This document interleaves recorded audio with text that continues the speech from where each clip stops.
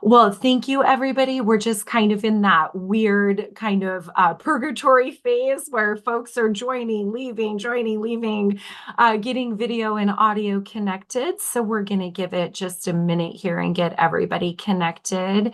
And Dave, for your benefit, as you know, folks on the call today are from all across community action agencies from North Dakota. So these are folks that are working directly with clients, working indirectly with clients, but really just, of course, under that notion and the truth that the Housing Authority is such a huge, important partner for the work that we're doing at Community Action. Okay. All right. Well, we're about a minute after the hour, and I will keep my eye on the waiting room, Dave. If we get some more folks entering, we'll get them assigned. But welcome everybody. My name is Andrea. I'm the executive director of our statewide Community Action Association. And I'm super excited. I'm pretty pumped, Dave, that you're here. I get to talk to you all the time, Dave, but I know not everybody else has that luxury. But Dave Klein is the executive director of the Great Plains Housing Authority. He is just an excellent friend of community action. Dave is somebody who's been not only an excellent friend to community action, but also to me. And Dave's been a mentor to me for a number of years. Dave, you are by far one of the most brilliant and talented folks that I've had the honor of working with. So I'm super stoked to welcome you today to our community action gathering. We're all here to learn from you, Dave, all things Housing Authority. With that being said, folks, I just want to remind us all this is intended to be, informational, but also informal. So please don't hesitate to unmute if you have a question. Dave, Holly, and I will do our best to keep an eye on the chat as well. But Dave, without further ado, thank you again for joining us at Community Action today, and we'll turn it over to you, friend. Oh, great. Well, I don't know how to follow up on an introduction like that. I mean, I might as well just call it a day and be. But I appreciate being here, and we appreciate being able to discuss housing, discuss our clients, the communities that we serve, and any collaborations that we can help develop from this, and what we can continue to look at. As Andrea can tell you, we're very active in different approaches and looking at what things that we can do locally, what things state can do, what things that the federal government can do to help many of the people we serve. And each area is going to be different, much like each region of community action, each state is different. Each housing authority is set up differently. And that presents a lot of challenges sometimes for the people that we collaborate with, and it creates some challenges for those that we do need to serve. And there are over 3,500 housing authorities across the United States.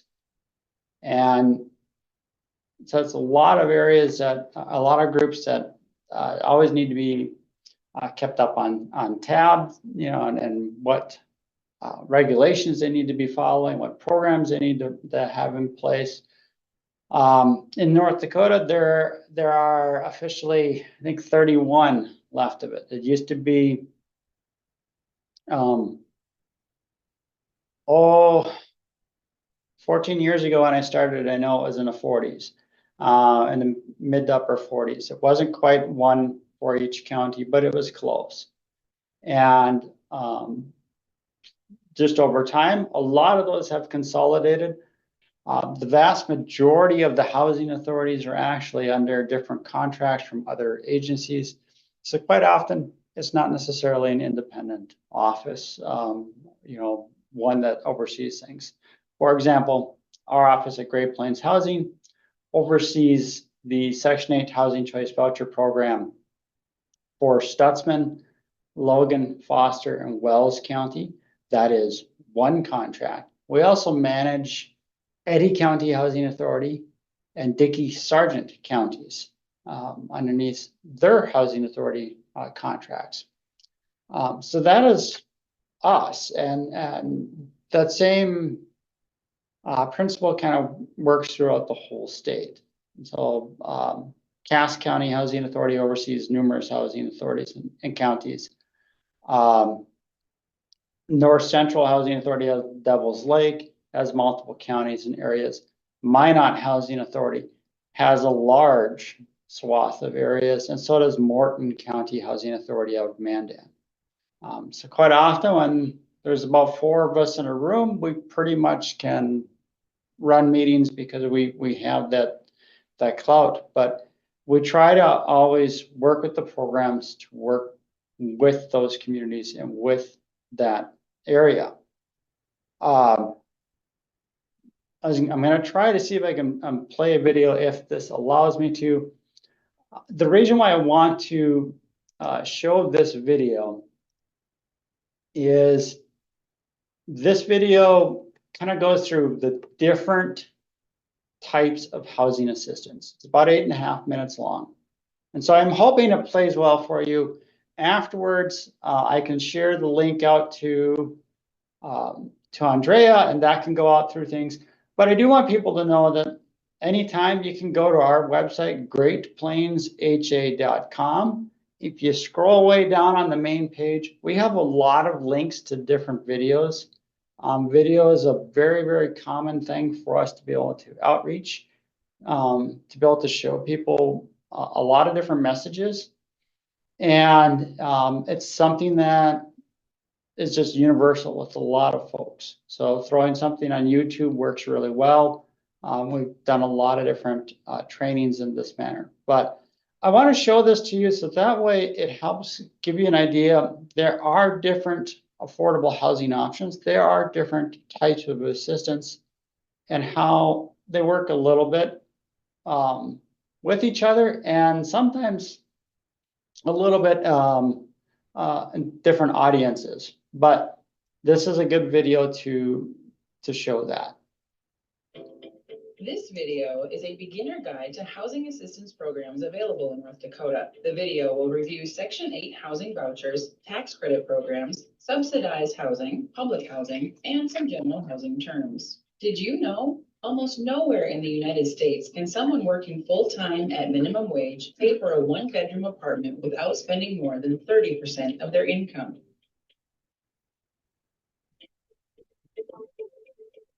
Meet Edward. Edward has twins. Edward works 40 hours per week at a hotel. Right now, he is paying 60% of his income on rent, and somehow he must use the rest to pay bills, buy food, and raise his kids. Edward applies for the housing voucher program at the local housing authority to help cover rent costs. There is a 2-year waiting list because the demand is high and funds from the federal government are limited. 2 years later, Edward gets a call that his name was drawn for a housing voucher. Edward can use this voucher to live in any kind of housing if it meets inspection and cost standards, and if the landlord accepts the federal contract. Each month, the voucher is worth a certain amount of money, and Edward must pay the difference. Every month, Edward pays 30% of his income in rent, and the voucher covers the rest. After a year, Edward decides to move to a city where he can get a better job and be closer to family. The Section 8 voucher transfers with him anywhere in the country if he works out the details with the current housing authority before moving. In most cases, Edward will have to live in an area for a year before exercising the move option again. Sometimes housing vouchers are attached to a specific housing, and these are called project-based vouchers. Project-based vouchers do not transfer with families. If a family leaves a project-based voucher unit, the next available household receives that voucher. The Housing Voucher Program and funding are federal awards granted by specific rules. Portability allows the clients to move with assistance for employment and education opportunities. family unification, and any reason if the household meets eligibility. The private-public partnership that happens with a housing voucher is popular throughout the country. The demand outstrips funding availability at nearly all housing authorities, creating long waiting lists. Some housing authorities in North Dakota anticipate 4-year waiting periods. Some larger housing authorities in the country have 10-year waiting lists, and others close their programs to new applications. Congress allocates the funds to the HUD budget. Allocations only allow small cost of living adjustments and do not consider local needs. Housing authorities typically do not have emergency funds and cannot jump applicants. Generally, subsidized housing complexes are owned by a private developer and have a housing contract with HUD or USDA. Tenants must apply directly with the owner and meet qualifications. Tenants pay 30% of their adjusted income towards rent. Rental assistance is tied directly to that building. The federal contract may stipulate if the building accepts only families with minor children, elderly, disabled, or is open to any eligible applicant. HUD and USDA restrict the rent amounts allowed and funding sources available. These projects may leave the subsidy contract when the contract expires. This is Dakota. Dakota has spina bifida and uses a wheelchair. She applied for a housing voucher, but could not find an accessible unit that accommodates her needs. A nearby subsidized complex has openings that are wheelchair accessible and has an elevator. Dakota applies for a unit and is accepted quickly. The subsidized unit allows Dakota to live independently with the security of housing assistance. Public housing refers to housing units that are owned by a government entity and have a federal government contract. Public housing units may target specific populations. The housing authority will determine the eligibility and have the client pay 30% of their adjusted income towards rent. Clients choose apartments located in the complex, and the assistance is only for that specific unit. HUD and USDA restrict the rent amounts allowed and the funding sources available. Not all housing authorities have public housing complexes. Ramo and her 3 children need housing assistance. The voucher program waitlist is years long, and Ramo needs to leave a bad family situation. A local public housing complex is within walking distance of schools and a park. Ramo qualifies for a public housing unit and moves her family. Months later, Ramo can concentrate on her children's education and finding work at a nearby store. This is how the Low-Income Housing Tax Credit Program, or LIHTC, changes or develops property into affordable housing. Ryan is a nonprofit developer, and he wants to turn the abandoned downtown building into apartments that families can afford. Ryan has done his research, and the financials work. The nonprofit can maintain the apartments, and there are plenty of people who work in the area that need affordable housing. Ryan meets with neighborhood residents and businesses, and they think the project would revitalize the area. Ryan meets with his development team and he's ready to go. Except the program needs $750,000 to start. Where can the project get that money? Ryan knows about the low-income housing tax credit. His project meets the program requirements, so he applies to the agency overseeing these tax credits. The agency has limited tax credit amounts to give out each year and selects Ryan's project for funding. Hometown Community Bank is trying to find a way to improve the bank's CRA rating. The rating allows banks to borrow funds at better rates. Last year, the rating was low, which means the bank did not invest enough in low to moderate income communities. Hometown also pays a lot in taxes. Maria, the investment officer, meets with Ryan, the local developer. Hometown Community Bank will buy $1 million in tax credits for $750,000 and become a partner in the housing project for the next 15 years. Sharing the risk, the bank can then use the tax credit to take $100,000 off the tax bill every year for the next 10 years. And their investment benefits the community and improves the bank's rating. The families now have safe, affordable, and decent units to live in, and the community had a positive redevelopment. Dale and Christy are a recently retired couple. They receive a small pension and Social Security. The recurring medical expenses take a large portion of their income, making it difficult to pay rent and buy food. They do not qualify for food stamps. A new tax credit property just opened that has some low-income units. They don't qualify for the low-income units, but they do qualify for a moderate income unit. The tax credit property allows for the couple to budget and maintain safe and healthy living.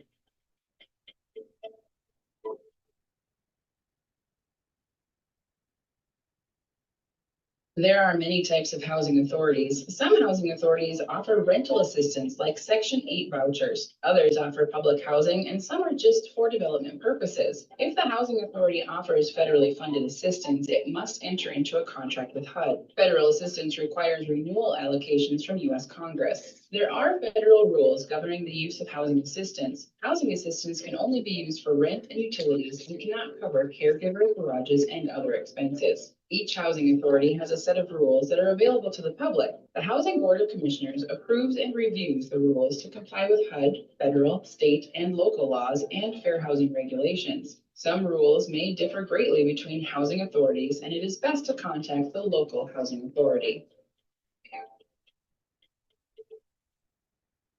Fair housing and equal opportunity laws apply to all housing, regardless of assistance programs or market rate rentals. The North Dakota Department of Labor, Human Rights Division, and High Plains Fair Housing provide enforcement, education, and research. If you have questions about housing assistance programs in North Dakota, please reach out to your local housing authority.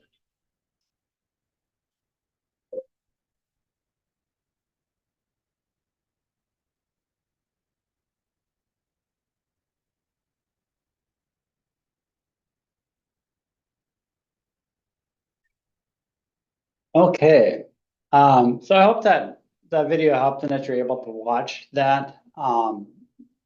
It kind of goes through, like I said, there are multiple different ways that some housing projects work. Sometimes they're collaborative and sometimes they are just one type of assistance. But there's a lot of times there are multiple entities working together to create housing because it does take a lot. With that, since we did this video, one thing to note is when we're working with housing choice vouchers, there are actually multiple types of even vouchers. And sometimes that changes up what that application can look like. Sometimes it changes up where it can be utilized or the assistance be utilized. And so there are special types. We often hear about VASH vouchers, which are vouchers for veterans. There are vouchers for, they're called mainstream vouchers that are for people who are disabled, but not elderly. And those they have some special criteria to them. And so those types of vouchers are assigned to that particular group. They are part of the Housing Choice Voucher program. A lot of times they have to be part of that same wait list. So let's say for a mainstream voucher, if a person's got it closed, the wait list closed, they can't apply for something when the wait list is closed. So if it's open, then they can apply for it. Mainstream vouchers have to be in that same grouping as the regular HCV programs. So it can cause some issues with trying to find that proper housing or get that assistance. As the video mentioned, our funding, a lot of our regulations come from Congress. Although HUD has a say in how some of the renewal contracts will be done, there's a lot of times very little type of adjustment. So Congress creates that budget. So as we see housing needs become more of an issue across the country and especially in our areas, it's something to make sure that you are visiting with your congressional delegation about, especially as both Senators Hoeven and Kramer have some pretty powerful assignments that do impact how HUD handles things, what the funding might be, possibly even how some of those renewal calculations are. And HUD created these policies, a lot of our policies, but Congress at its core created the housing assistance programs. It goes all the way back to 1937 when some public housing were created. And then even in 1964 with civil rights, we deal with a lot of different policies and procedures within each areas. The way Congress set up the voucher programs is it works specifically with housing authorities. And housing authorities were requested to be set up to help identify and work with a local need. Now, some states oversee a large statewide or large rural areas. For example, Montana Department of Commerce oversees almost all the rural areas for the state of Montana. They oversee some of the communities too. But the large areas, Billings, Missoula, they have their own housing authorities. Congress wanted everybody to be able to help address local needs. And so that contract that we get renewed each year and we work with HUD on each year, it allows us to be able to work with that. And we have the availability to create policies with our boards. Those policies must address those local needs and work with HUD, not being a violation of any fair housing laws or any laws that are happen to be on the books for HUD. So that it is created in a way to be able to address those needs. Now, there's a lot of different things that have been happening over the last several years. One thing we do remind everybody is that, as some things have happened within Congress, that means our budgets have also been pretty stagnant. We've had some things that they look at and go, this has been a big increase. Sometimes it is for specific programs. Sometimes it's to create some new things. There were some emergency housing vouchers that came about 2 years ago. Some things that came about from COVID that helped each housing authority. Those types of funds are really one shot, not necessarily long-term. Long-term stuff is really where we want to make sure we have those abilities that can have the continued impact and continued helping somebody. Once a person is qualified for housing assistance, they're able to be on the voucher program as long as they're program compliant. They don't cause any issues with the landlord, the housing authority, other tenants, and that their unit passes inspection. So even if they need $1 of assistance, that they're able to be on that program. HUD's goal and our goal ultimately is self-sufficiency, but we know that's not possible with many people we assist. And so we want people to be comfortable in understanding that we are there and we are always there to help with a lot of the process. For many people, that the bigger hesitation for applying for assistance is that this program is meant, in their minds, they always think this program is meant for somebody else, especially if we're dealing with the elderly. This program is meant for somebody else, or I can scrape by, I can deal with these things and I can make my budget work. But ultimately, those are the types of clients we do want to assist as well, because they are, one bad medical incident away from being at risk of homelessness or eviction, or a car breakdown or something like that. So we try to help encourage people that although this is some government assistance, it's very hidden. Nobody's knowing that you're necessarily using it. But we want to remove or reduce down any of those future risks that may happen. And that always comes with an application, and this is ours. Each application and each agency has got their own different application. Now I know people get a little worried when we tell them this one's 14 pages long. However, most of it, let's see, yeah, 6 of those pages are documentation. We want to make sure as we're doing our work, we are providing the clients that documentation that a lot of times HUD is asking us to follow up on. So we are giving you all these these rules, these regulations in front of you as you were applying. There are some different documents that are needed, but at the core of it, we do want to make sure that people have a valid ID, especially a picture ID. We do need to make sure that we have the valid Social Security card. And I know we've had some people that come in and I've got this thing printed out, or I've got this from a bank, or I've got this. No, we need to match the name on the card with the name that Social Security has, because that matches up with HUD's records, and the number. And I know sometimes this can also conflict with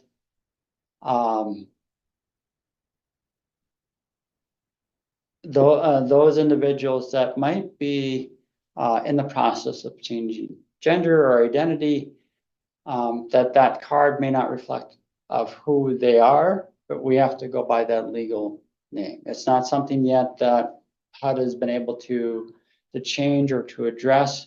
We do have to go by what those legal documentations are.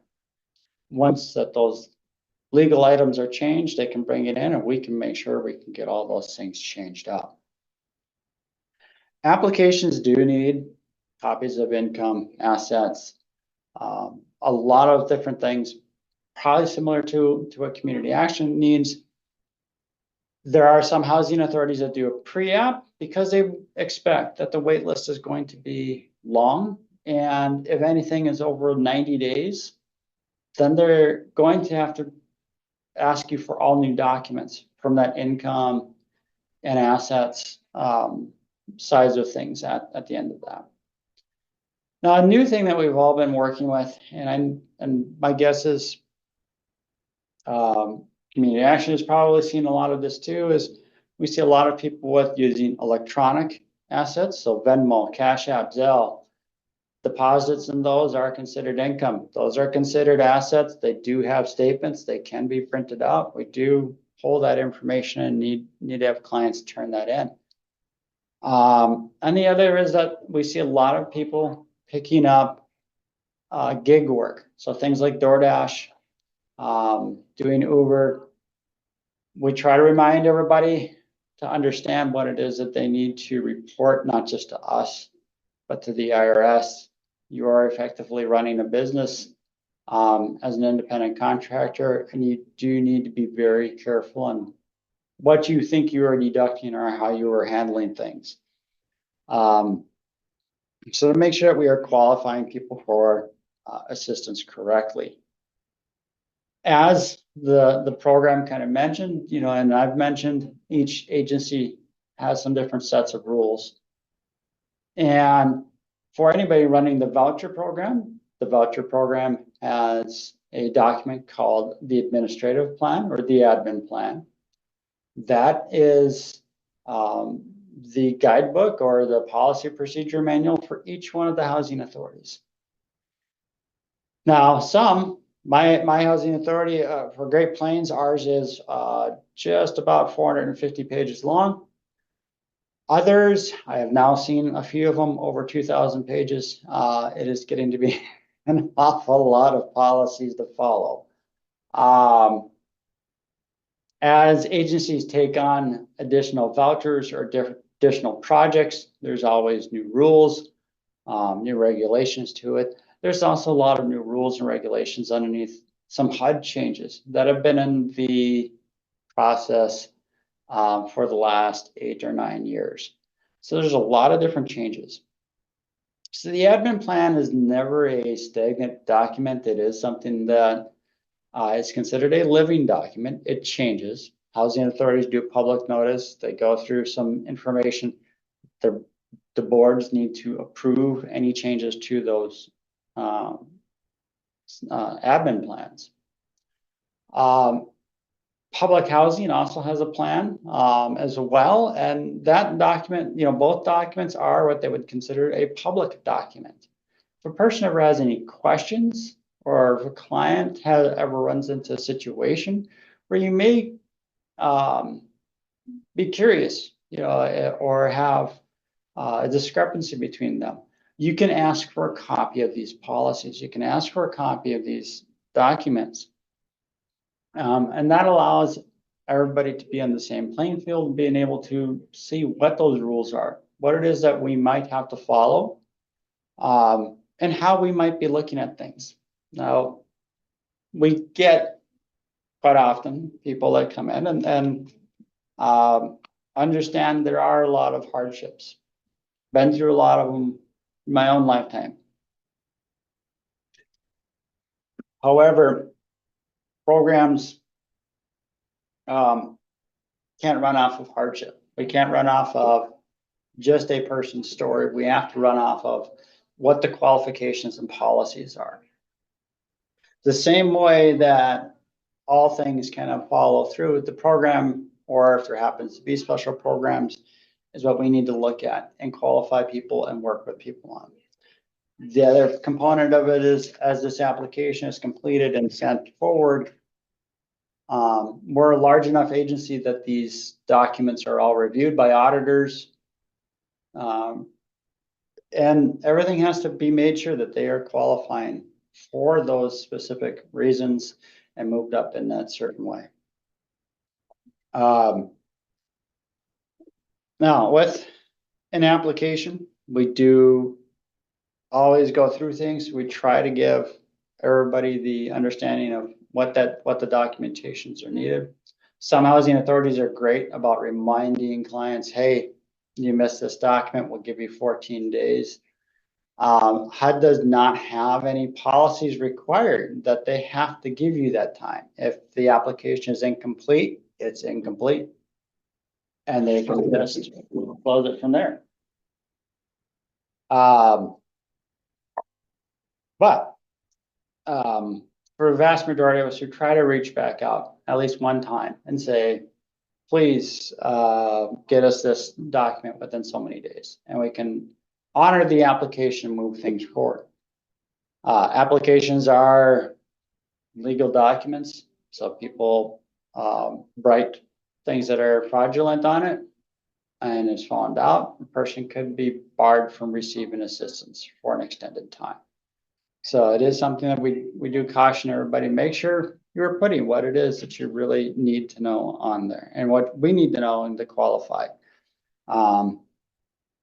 Because we have run into it. Unfortunately, we do run into things where people are purposefully misrepresenting a situation. Now, one of the other things that I do bring up is with quite often with many of our briefings that we do is there sometimes can be waivers and there can be reasonable accommodations. And it's very important for everybody to understand that those are available. So if you run into clients who need, some agencies have minimum rents, and so you can waive minimum rent. Are there waivers for different purposes and stuff that you can look at, and you can ask the housing authority. Sometimes there are extensions for vouchers, and you can ask the housing authority. So always be willing to ask. Reasonable accommodations are always there as well. Now, again, there are many trainings that we've all done, and understanding that the key component is that it's got to be reasonable. Everybody does their best in what they can do with an application. We're trying to help a person find housing. What our limits can be and what we can assist with. There are laws, there are court cases and other things that we also have to be very mindful of and follow. And but reasonable accommodations, whether it is helping a person fill out the application, whether it is finding a large print, or having a language translator. And we remind people of that as well, that language assistance is available. Sign language assistance is available. As a government entity, we must provide it. And that is definitely something if you run into those clients that may have a language or understanding barrier to ask. Schedule that ahead of time so we can make sure we have somebody available. It's okay to use a family member. However, there are times where we are going through legal terminology and somebody that may understand those words better might be a translator to be able to get the understanding there. So with this, we have a lot of different things kind of ongoing within the state. And I can tell you from working with a lot of groups lately, we have a lot of challenges. And in the state of North Dakota, most of our housing authorities in the last year received a 0% increase on housing assistance. HUD looked at it and gave 0.5%, or most of us got 0, but there are a couple agencies that got 0.5% of inflation, when the real inflation to housing costs was 13%. So that means if our budget stayed the same, we are helping fewer people. And that has put a pinch on waiting lists. That has put a pinch on getting things done. And the other component that we've been having to deal with a lot of is that as I mentioned, the inflation costs or rents have gone up a lot, and so have utilities. There are numerous utility companies that have already filed for their increases for 2025, and we're looking, 7 to 8%, if not more, at some utilities. Now, HUD gives us each year a fair market rate, and from that, housing authorities can adjust a little. We have federal regulation that allows us a little leeway, but not much, plus or minus 10% off of those fair market rates. Surprisingly, and this is literally a shock, is that HUD released those fair market rates for 2025 last week. Most of the time, we don't see them until late September. So it was interesting to see them. They have some substantial increases to them. But that also means that there can be some substantial impacts. So we might be able to aid some people in areas where we were unable to before because the rents would be up. And it might mean that we might be helping fewer people.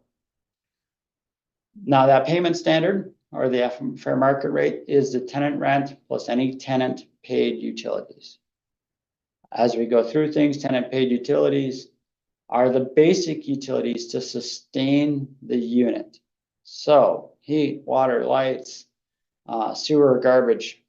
We cannot include internet, phone, cable. Those are not utilities underneath HUD's standards. And so we want to make sure that those items are accounted for, as we're helping budget and we're helping the client's budget. We don't have programs that are going to just have a big checkbook anymore that are going to help with any back owed dollars or piggyback the assistance. So we know that there are those things out there. We've had a little harder time finding success rates and getting people leased up across the state, and that is somewhat of due to shortages of housing. We do know that we have some room within some of the special vouchers, such as mainstream vouchers. And I know when I've worked with a few of you and many other agencies across the state, HUD has a different approach or definition of disability. And it must be a permanent disability. It cannot be a temporary. It has to be permanent. But permanent disability underneath HUD can include substance abuse. It can include behavioral health. So there are some things that do need to be documented because there might be something that's not present or overly easy to identify. And by making sure that those are documented, the person might be able to qualify for a voucher. They might be qualified for different preference and some other deductions underneath HUD's calculation tools. But our biggest issue, like I said, is the success rate. So we have seen some agencies, as we've issued out vouchers, not being able to help people get leased up. So the application is one issue that we always are out striving to help make the documentation easier. How do we make the applications flow better? Is it paper application? Is it online application? We're all trying to figure out, how things could work easier for people. But once we are out and we hand the person the voucher and the paperwork to go visit with the landlord, the average housing authority in North Dakota is anywhere about 25 to 40% success rate. So we gave them a voucher, we guaranteed the rent, and 25 to 40% of the time, they're successful. So the vast majority of the time, the person does not lease up. And so then they end up having to reapply if that application process is open and they start back on the wait list. And so it's a big push by many of us to try to figure out how we can make people be more successful. And we understand a lot of this is also coming down to supply and demand, and what clients may have on their own history. So we're struggling a little bit with making sure that people understand this is their shot. If we give them that shot to be able to use this voucher, how do we help them get there? And so that is some of those partnerships that we look at and evaluate. And it's also getting the right people to apply. So if Community Action has families that it's serving that may need housing assistance, to encourage them to apply. They can lease in place if the landlord allows them to. They can lease in place. It's not something that they must move out of, but we can help families where they are at. And that's, a big part of that success. How can we collaborate to be able to help those folks? That success rate is critical in being able to continue securing what funding we have and going forward. We want to be able to increase that. We want to be able to increase the collaborations. Now, this is a little bit timely, and then the reason why, as well, that I was telling Andrea earlier is a little going back and forth on how I wanted to speak or what I wanted to cover or how I wanted to cover this stuff. Is that over the last couple of months here, we got a federal budget in March.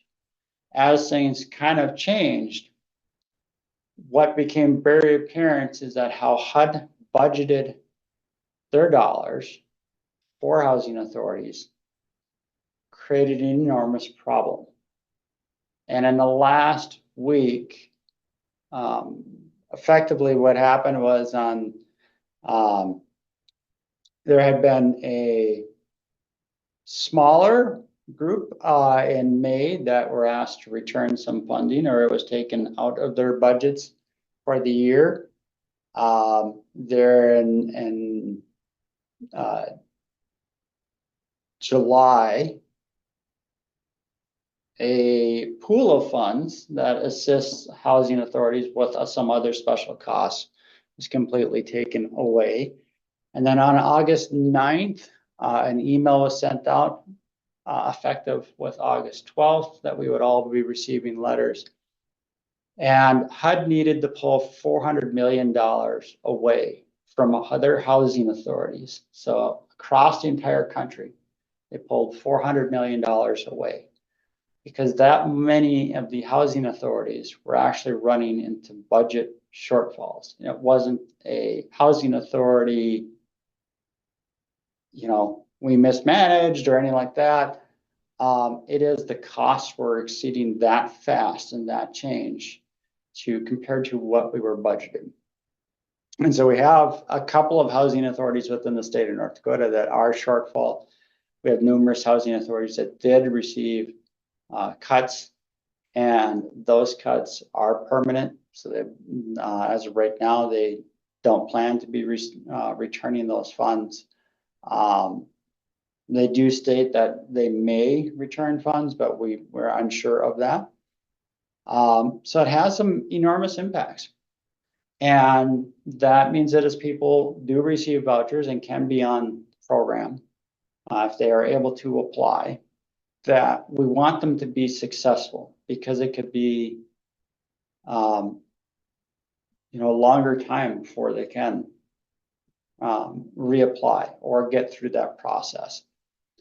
So it is something that we do want people to know and understand, is that there are some really tough things out there. Housing became a lot tougher puzzle in the last week, and that is a federal puzzle.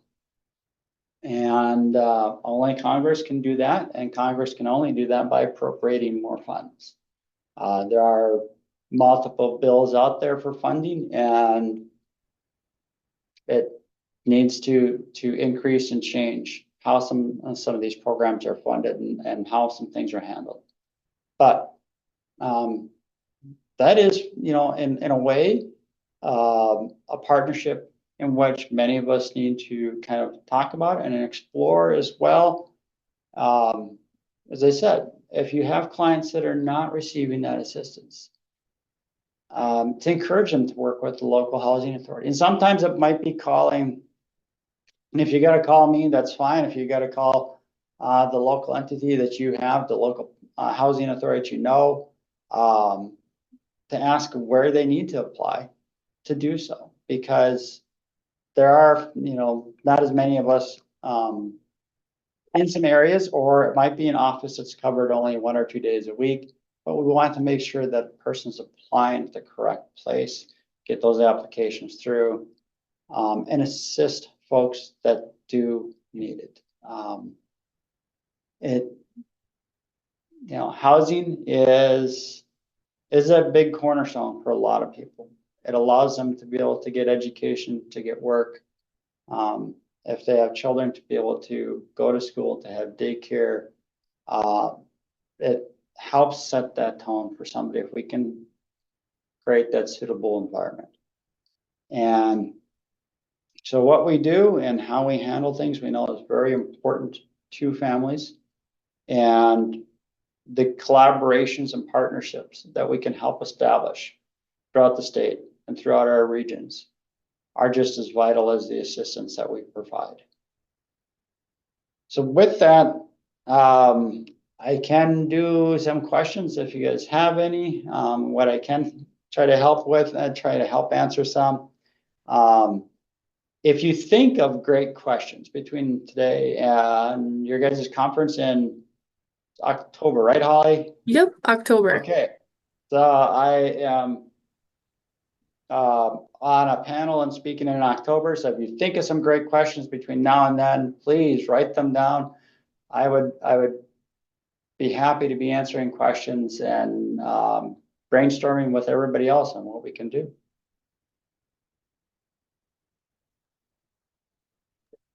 What questions does the group have?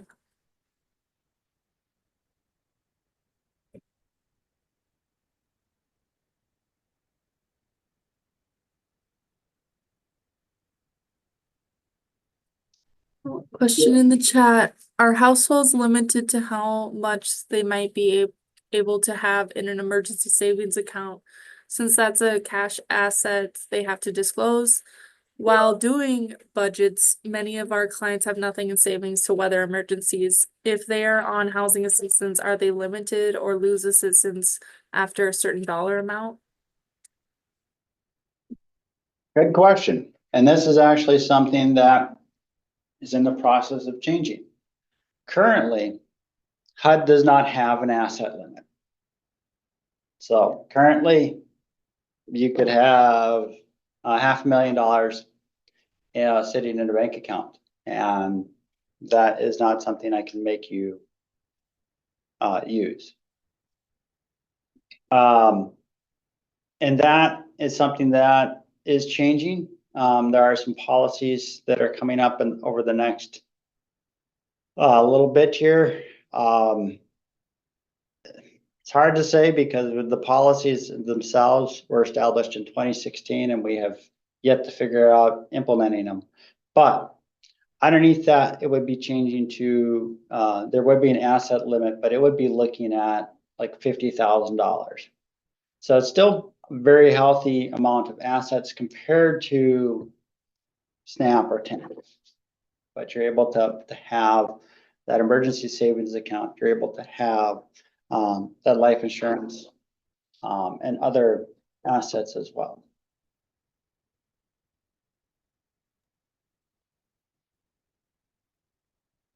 Dave, I was wondering if you could explain again the difference between a utility reimbursement and a utility allowance that a person receiving a voucher or living at one of the, like a USDA property might receive. Okay, sure. So each year as we review the fair market rents and then change them into what's called the payment standard, we have to calculate what we anticipate utilities to cost. So we have to look at that whole broad spectrum. If it's natural gas, propane, all those things. And whatever that tenant amounts are. So if the unit says we're paying, if the landlord says we pay heat, you're just doing lights, we need to figure out electricity, heating or cooking and air conditioning. And we would add those together. And that would be your utility allowance. So we're kind of working with that utility allowance. That's part of that budget with rent. So the two of them combined is where we want to help budget. A utility reimbursement is that some clients will receive an amount that is supposed to help with utilities. It's not always the case. It's not something they apply for. It's how HUD's calculations work. And typically it's going to be somebody that's extremely low income, that there is that room. So the rent might be a little lower and there is that room available within the fair market rates or whatever else where an amount can go to a utility company. Now, HUD leaves it up to interpretation. It can go directly to the client. It can be paid directly to the utility company. However, it can go, but it is considered as part of that assistance and that tenant receives that utility reimbursement. Now, our agency, in working with economic assistance and understanding their policies and programs, we do our best to be able to send that utility reimbursement directly to the utility company. And we do make sure that the utility company sees the name and the address, who it's for. There's a couple of things. One, we can find out if the person is really in the unit. If they're not staying there and haven't put the utilities name, then their names, that utility provider is going to, especially Otter Tail, will let us know, hey, person's not in their, this is not in their name. But if we pay the utility directly to, and this is something we learned with working with economic assistance, if we pay the utility directly to the client, that is considered income when they are applying and working with TANF and SNAP. So they will receive less food stamps than if we paid the bill directly to the utility provider. So there's a little bit of difference in there. There may be, I'd say like 1 out of 8 or 9 clients actually receive that utility reimbursement. It's not something that is frequent, especially as rents have gone up and hitting that ceiling of where our rates are. It's been fewer and fewer clients that we've had the reimbursement part. Did that help? All right. I have a question. I know that you can like port vouchers from one place to another and um how many like can you even port? Like, 'cause I know we got some ported from Stutsman County to Cass County. Like, is there ever a point where there's like a cutoff? Like, no, no more porting from Stutsman County. There is, and so it's really based on budget, but it's also based on some legal things. So we had been working with and did a lot of different program things to try to help a lot of families in different areas, and including even with our mainstream program as we tried to move and get people from the state hospital, following other agencies and stuff. However, one of the things that had come up is a legal case from the state of Minnesota that went through the Minnesota Supreme Court. And this was actually brought through to us by HUD. And that is most agencies have a local residency requirement. So you must reside here 1 year before you can move the assistance. If you waive that for any client, it has to be waived for all. And so, which means a person coming from New York City can demand you pay for them immediately and they never have to step foot in North Dakota. So we had made the suggestion to many, and including with our own policies of changing it, that with that immediate part was not going to be part of the program. We changed up requiring a certain residency on mainstream and heavily enforcing it on our local vouchers. Some agencies can have some workable documents and contracts where you can go back and forth. But those are difficult too because you've got to have the budget. And it does come down, I mean, each area is going to be different, your per unit cost, what your rents are, what the availability is. So one big problem we've all had with HUD, and this is a little bit North Dakota, but it's everywhere, and that rural areas often get targeted by people in larger cities. The wait lists are closed in San Diego. We're going to apply in North Dakota and see if we can get something, be here for a year, claim we're here for a year and get back there. The voucher goes back to San Diego. And San Diego says, well, you know what? We don't have the money. We don't actually have to absorb the person into our program. We can ask and demand that you pay for it. So it comes out of Stutsman County's budget. Now I haven't dealt with one. I've dealt with a couple of them in San Diego, but I'll give you the highest amount one that we deal with. Dollar-wise, not client-wise, but dollar-wise. I have clients in Aurora, Colorado. So my average per unit cost in Jamestown is $502 per household per month. Our average cost in Aurora, Colorado is $5,800 per household per month. That comes out of my budget here in Stutsman County, not of Aurora, Colorado's, out of this one. So that's 11 clients that can no longer be served from this area. It's gone there. And there's nothing in HUD regulation that requires Aurora, Colorado to ever take on that client.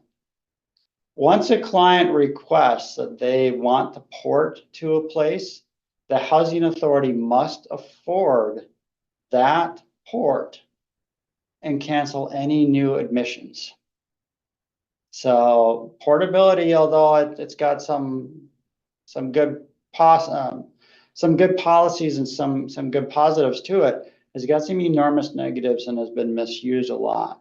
But budget-wise, as tight as things are, it really has an impact that can just, and that's part of the problem that we saw nationwide, is the rising increases in rents and the number of these port outs that happen can just completely ruin your budget. All right, I think we're almost out of time here, so, any last minute questions before we hang out? What's something you would think it'd be helpful for us to inform or convey to clients about housing assistance? You know,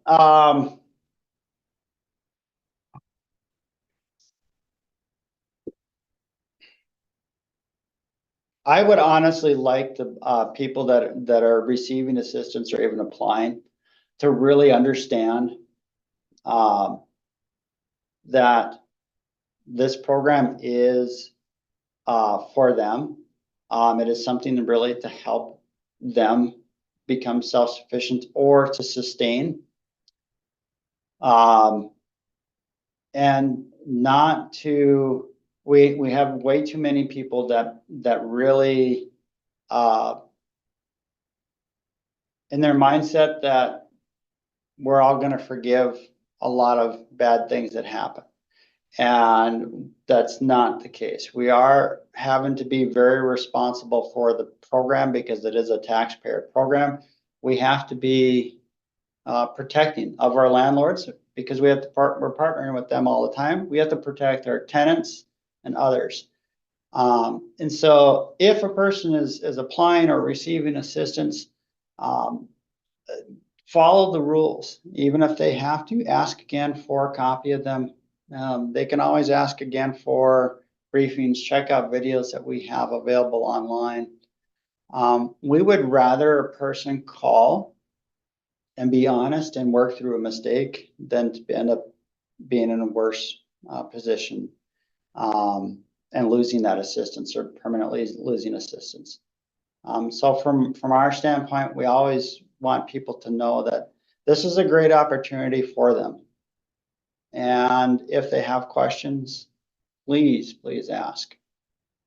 We have unlimited resources in answering questions. We would rather do that than run into another situation.